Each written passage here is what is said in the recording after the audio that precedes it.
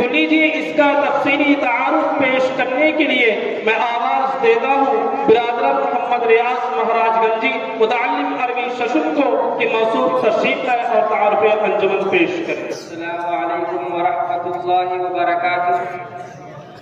حامدا ومصلیا ومسلما اما بعد، ہم اس وقت مشرقی یو پی کے مشہور ادارہ مدرسہ اسلامیہ عربیہ بیت العلوم کے صحن میں انجمن صیانت اللسان کے سالانہ اور اختتامی عظیم الشان پروگرام میں شریک ہیں۔ مدرسہ اسلامیہ عربیہ بیت العلوم کا قیام 1930 عیسوی میں شیخ المشائخ عارف باللہ حضرت اقدس مولانا شاہ عبدالغنی صاحب پھولپوری نور اللہ مرقدہ خلیفہ ارشد مجدد ملت حکیم زمانہ حضرت مولانا اشرف علی تھانوی نور اللہ مرقدہ کے مبارک ہاتھوں سے عمل میں آیا۔ آج الحمدللہ تقریباً 1 صدی پہلے لگایا ہوا وہ ننھا سا پودا آج ایک تناور درخت بن چکا ہے۔ اس کی آبیاری میں بڑے بڑے علماء اور مشائخ وقت نے اپنی عمریں کھپا دی۔ ان حضرات کی ایک لمبی تاریخ ہے، نہایت روشن اور بے حد درخشاں۔ سب سے پہلے ہم تمام شرکائے انجمن صیانت اللسان، تمام اساتذہ کرام، بالخصوص حضرت اقدس مولانا شاہ مفتی محمد احمد اللہ صاحب پھولپوری دامت برکاتہم، ناظم اعلیٰ و شیخ الحدیث مدرسہ اسلامیہ عربیہ بیت العلوم سرائے میر اعظم گڑھ یو پی، حضرت اقدس مولانا جمال انور صاحب قاسمی دامت برکاتہم، حضرت اقدس مولانا مفتی محمد اسود اللہ صاحب پھولپوری دامت برکاتہم اور دیگر ذمہ داران مدرسہ نیز اس وقت اس پررونق بزم میں شریک تمام مہمانوں کا دل کی گہرائیوں سے شکریہ ادا کرتے ہیں کہ ہماری حقیر سی دعوت پر اس پروگرام میں شریک ہو کر ہماری حوصلہ افزائی فرمائی۔ محترم حضرات، 20ویں صدی کی ابتدا میں مشرقی یو پی میں اصلاحی کوششوں کے نتیجے میں جو مدرسے وجود میں آئے ان میں ایک بڑا ادارہ مدرسہ اسلامیہ عربیہ بیت العلوم سرائے میر اعظم گڑھ بھی ہے۔ یہ صرف ایک تعلیمی ادارہ نہیں بلکہ ایک تحریک ہے جسے حضرت اقدس مولانا شاہ عبدالغنی صاحب پھولپوری نور اللہ مرقدہ نے حکیم الامت مولانا اشرف علی تھانوی نور اللہ مرقدہ کے مشورہ سے سرائے میر و اطراف میں پھیلے غلط عقائد اور نئے نئے فتنوں کے سدباب اور اصلاح کے لیے قائم کیا تھا۔ یہ مدرسہ آج سے تقریباً 100 سال پہلے قائم ہوا۔ اس وقت سے لے کر آج تک مسلسل یہ دین اور علم دین کی خدمت کرتا چلا آ رہا ہے۔ اس بافیض درسگاہ سے ہزاروں علماء فضلاء زیور علم سے آراستہ ہو کر اکناف عالم میں مصروف عمل ہیں۔ مدرسہ میں جہاں درس و تبلیغ اور اخلاق و تربیت سیکھتے ہیں وہیں تقریر و تحریر بھی سیکھتے ہیں۔ طلبہ مدرسہ کی چہار دیواری میں جہاں کتابوں کا علم حاصل کرتے ہیں وہیں اس بات کا بھی اہتمام کیا جاتا ہے کہ طلبہ اس علم کو دوسروں تک منتقل کرنے کی استعداد و صلاحیت پیدا ہو۔ اس لیے مدرسوں میں انجمنوں کو قائم کیا جاتا ہے۔ مدرسہ بیت العلوم میں بھی ایک انجمن صیانت اللسان کے نام سے قائم ہے۔ انجمن صیانت اللسان کی تاسیس مدرسہ کے ابتدائی دور میں تو انجمن کا کوئی نظم نہیں تھا، مگر جو مدرسہ کو ترقی ہوتی گئی طلبہ کے لیے ایک انجمن ناگزیر ہوئی۔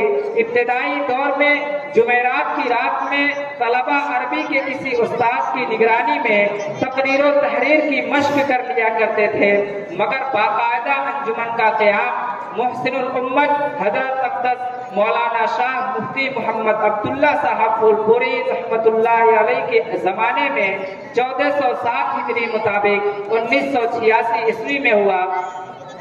انجمنوں کا مقصد یہ ہوتا ہے کہ طلبہ کی استعداد پختہ کرنے کے لیے ایک ایسا پلیٹ فارم مہیا کیا جائے جس سے وہ تقریر و تحریر میں مہارت پیدا کریں، جس کی مدد سے اپنے علوم کو نہایت خوبصورت انداز میں دوسروں تک منتقل کر سکیں۔ اس زمانہ میں حضرات اہل علم کا فریضہ یہ ہے کہ وہ شریعت مطہرہ کو پیکر جمیل کی صورت میں عوام کے سامنے پیش کرے تاکہ لوگ اس کے حسن و جمال سے متاثر ہو کر اس کی جانب لپکیں، اور یہ بات بغیر عمدہ تقریر و تحریر کے ممکن نہیں۔ انجمن کی سرگرمیاں: طلبہ انجمن صیانت اللسان سے حسب ذیل طریقے سے فائدہ اٹھاتے ہیں۔ نمبر 1، تعلیمی سال کے آغاز ہی سے تمام شرکائے انجمن ہفتہ واری پروگرام منعقد کرتے ہیں اور اپنے اساتذہ کرام کی نگرانی میں اپنے اندر تقریری صلاحیت پیدا کرنے کی کوشش کرتے ہیں۔ نیز ہر ماہ جداری پرچہ نکالنے کا بھی اہتمام کرتے ہیں۔ نمبر 2، تعلیمی سال کے اخیر میں طلبہ انجمن عوام الناس اور دور دراز سے آئے ہوئے مہمانان کرام کے سامنے اختتامی پروگرام پیش کرتے ہیں، جس میں حکم حضرات کے باثبات فیصلے پر تمام شرکائے انجمن کو حسب لیاقت غیر قدر انعامات سے نواز کر ان کی حوصلہ افزائی کی جاتی ہے۔ نمبر 3، اس انجمن کے تحت ایک لائبریری بنام حقی دارالمطالعہ بھی ہے، جس میں مختلف علوم و فنون پر مشتمل تقریباً 3000 کتابیں موجود ہیں، جن سے طلبہ عزیز اپنی علمی پیاس بجھاتے ہیں۔ نمبر 4، انجمن کی آمدنی ہر سال مختلف ہوتی ہے۔ یہ آمدنی طلبہ کی محنت اور قد و کاوش سے درآمد کی جاتی ہے۔ کوئی متعین ذریعہ آمدنی نہیں ہے۔ وہ آمدنی کتابوں کی خریداری اور شرکائے انجمن کی حوصلہ افزائی نیز اختتامی پروگرام کے انتظام میں خرچ ہوتی ہے، جس کا مکمل ریکارڈ محفوظ رہتا ہے اور سال کے آخر میں حضرت سرپرست انجمن مدظلہ العالی کی خدمت میں پیش کرتے ہیں اور حضرت اپنے معائنے کے بعد دستخط بھی ثبت فرماتے ہیں۔ اغراض و مقاصد: انجمن کے اغراض و مقاصد حسب ذیل ہیں۔ نمبر 1، طلبہ عزیز کے اندر اپنی علمی لیاقت، تحریری صلاحیت اور تقریری خوبیوں کو خوبصورت انداز میں عوام الناس کے سامنے پیش کرنے کی استعداد پیدا کرنا۔ نمبر 2، عزیز طلبہ کے اندر مخفی انتظامی صلاحیتوں کو اجاگر کرنا، جس کی ضرورت عملی میدان میں ہر شخص کو ہوتی ہے۔ نمبر 3، طلبہ عزیز کے اندر خود اعتمادی اور بلند ہمتی پیدا کرنا۔ نمبر 4، ایسے افراد تیار کرنا جو اعلیٰ منہاج النبوہ دینی دعوت کا فریضہ انجام دے سکیں۔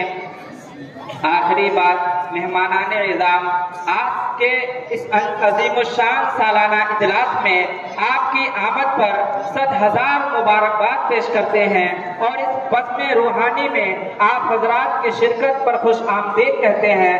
جس طرح آپ نے اس وقت ہمارا ساتھ دیا، اسی طرح جلسہ کے اختتام تک ہمارا ساتھ دیں۔ انشاءاللہ پروگرام آپ حضرات کی دعاؤں اور توجہات کی برکت سے نہایت ہی عمدہ طریقے سے انجام پذیر ہوگا۔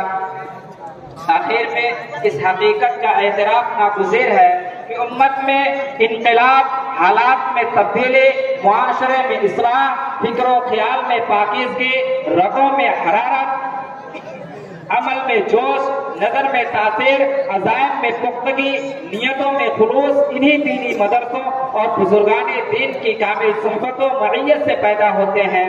ان کی خدمت میں آنے جانے سے غفلت کا پردہ چاک ہوتا ہے، زندگی سنورتی ہے، اخلاق و کردار کی خوشبو ملتی ہے۔ آئیے آج سے عزم مصمم کریں کہ اپنی زندگی کو اسلام کے سانچے میں ڈھالیں گے اور علماء، صلحاء اور اتقیاء اور دینی مراکز یعنی مدرسوں سے اپنا رشتہ مضبوط کر کے اپنے ایمان و عقائد اور اخلاق و معاملات کو سنواریں گے اور دین و شریعت کے ساتھ دنیا کے ہر میدان میں فتح و غلبہ کا پرچم بلند کریں گے انشاءاللہ۔ وآخر دعوانا ان الحمد للہ رب العالمین۔